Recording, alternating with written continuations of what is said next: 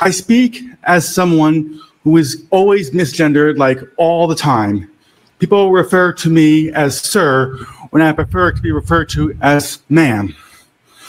I speak as someone who is afraid to use public toilets. I speak as someone who is a member of this community and is a queer person. In the never-ending world of bizarro land with the Democrat Party, there is always something very interesting going on. And what we got going on right now is that in Worcester, Massachusetts, they are voting to make that city a trans sanctuary city. That's right, you heard it, a trans sanctuary city. So first Massachusetts was housing illegal immigrants. Now it's all about the trans community. But here's the kicker. In order to do that, they have to be willing to sacrifice federal funds because President Trump, his executive order stated there's two genders that will be recognized, male and female.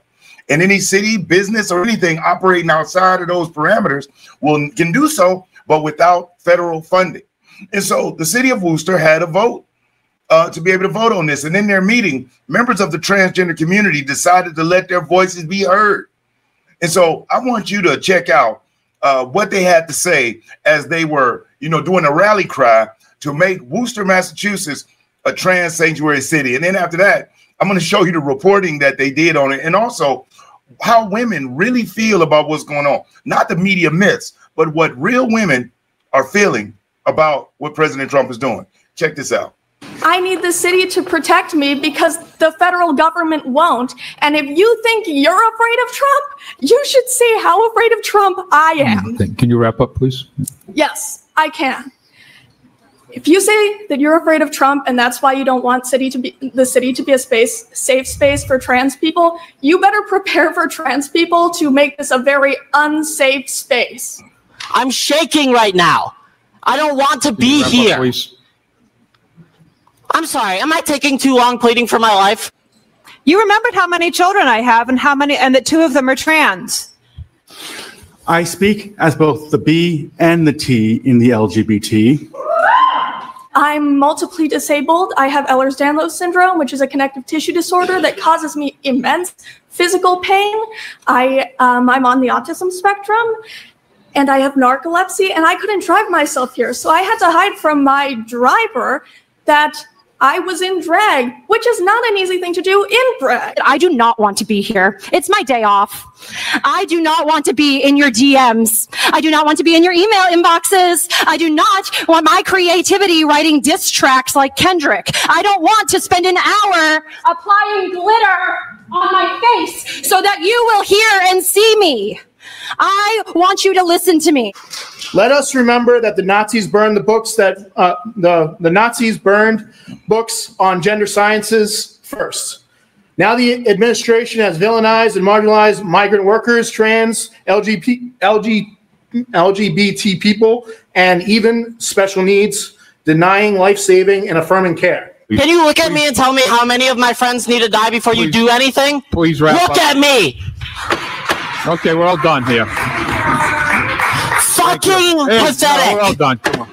Of course, we need to continue celebrating Black History Month because in spite of what's coming down from Washington, we all know that we all exist and we all need to be recognized for our existence. But be aware that you are a guest in my house when you come. And when you come, know that there are strong queer and trans people in my classroom who will collect you with the quickness. My name in drag is Dee Dee Delight.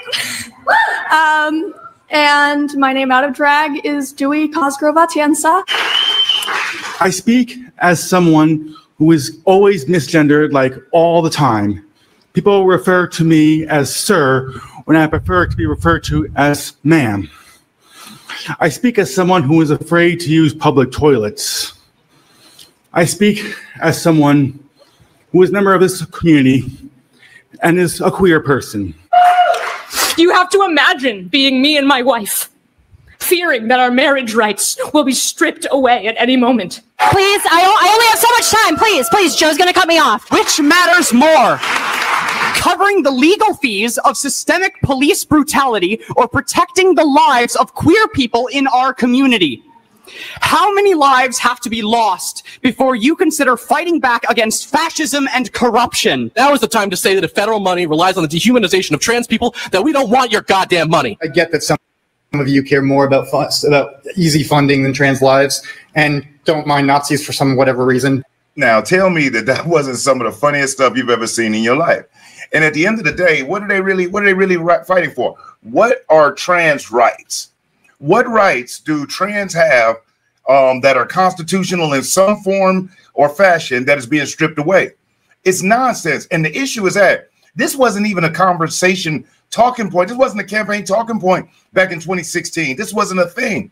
But in the last 4 years under the Biden administration, the less than 1.5% of our society here in the United States was thrusted into our face. Nobody has cared about what gay people do in their home. RuPaul has been in drag since I was a little boy.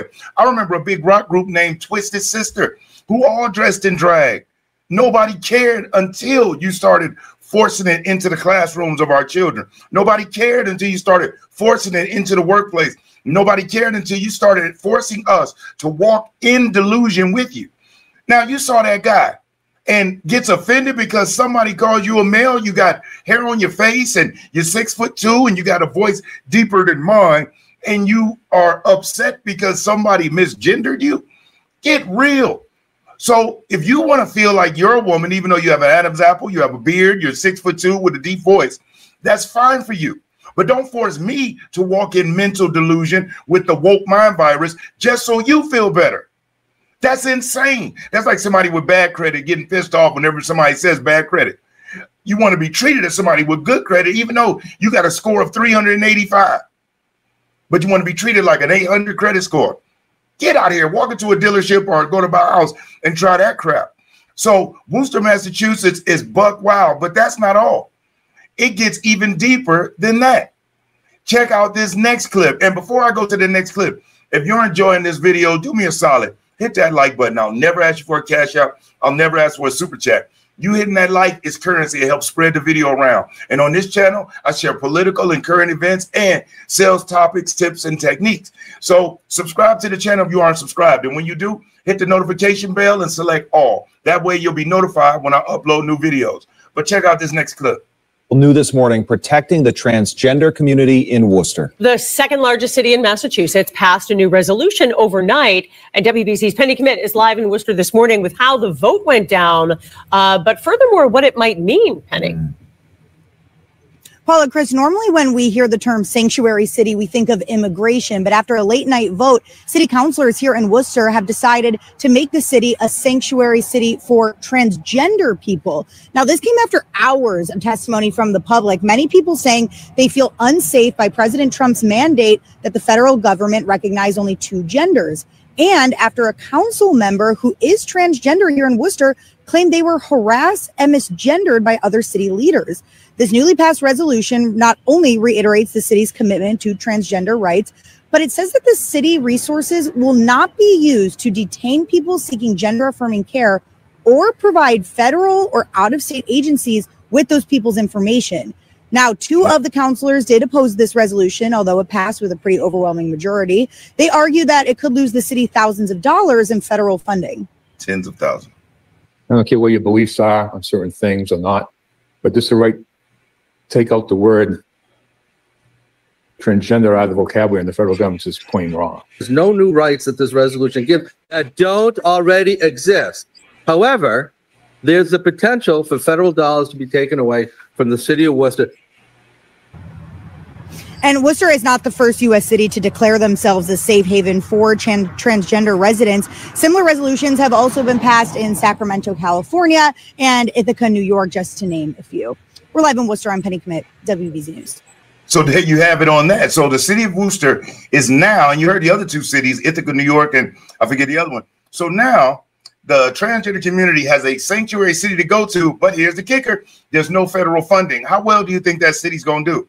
Do you really believe that city is going to have that much of an avalanche of a transgender community where it's going to be able to subsidize the city and replace the federal funds that's missing? Remember now, the transgender community is less than 1.5%. and everybody's just going to be willing to uproot and leave their home and move all the way to Worcester, Massachusetts. The ones on the West Coast who love the sun and the fun and the sun, they're going to go out there to it. And so this city was willing to sacrifice its federal funding to appease these group of people that were in there making threats, very aggressive. Do you see how aggressive they are? Now, they want everybody to accept them, but then they're aggressive. As a matter of fact, check out this next clip where these transgenders have an issue and express their issue with President Trump's executive order. Check this out. From now on, women's sports will be only for women.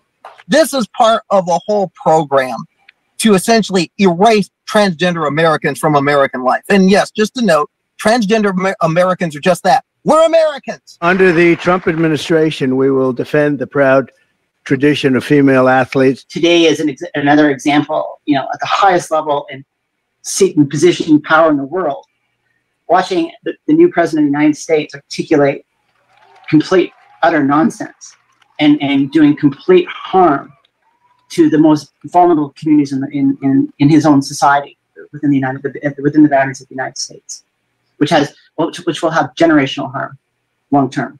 For a lot of trans youth out there, it just means, once again, their country's declaring war on them. And this is going to affect people's mental health. I'll admit it's affected mine, and I'm 53 years old. So there you have it. I mean, this is, luckily we got common sense restored in the White House, but you see what we're up against and what President Trump is up against. So while these folks President Trump and Elon Musk are finding wasted money, are fighting for the American people, we have small subsects of people that are really going against everything that we're trying to fix about this country. Be trans all you want, but leave our children alone. Keep it out of our schools. Keep it out of your workplace, and stop forcing other people to live in delusion with you. If you do those things, I'm pretty sure nobody cares what you got going on.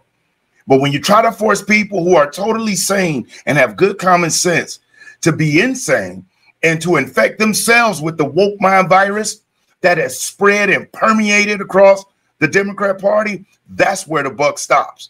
And thank God for President Trump putting his foot down and making sure that we restore some order to protect our little girls and to protect our women. Isn't it funny how the party that's supposedly all about women's rights are doing everything they can to stomp on women's rights? And some people, literally the activists for the LGBTQIA community, try to act as if banning boys from competing with little girls or banning men from competing against women is somehow violating women's rights. The gaslighting is insane from these folks, but luckily people like you are wise enough and are aware enough to not fall for the BS. So let's keep sharing this message. So do me a solid, hit that like button, share this video, subscribe to the channel if you haven't already. Other than that, I'm Brian Maxwell saying thank you so much for watching, and I look forward to seeing you at the top. Over and out.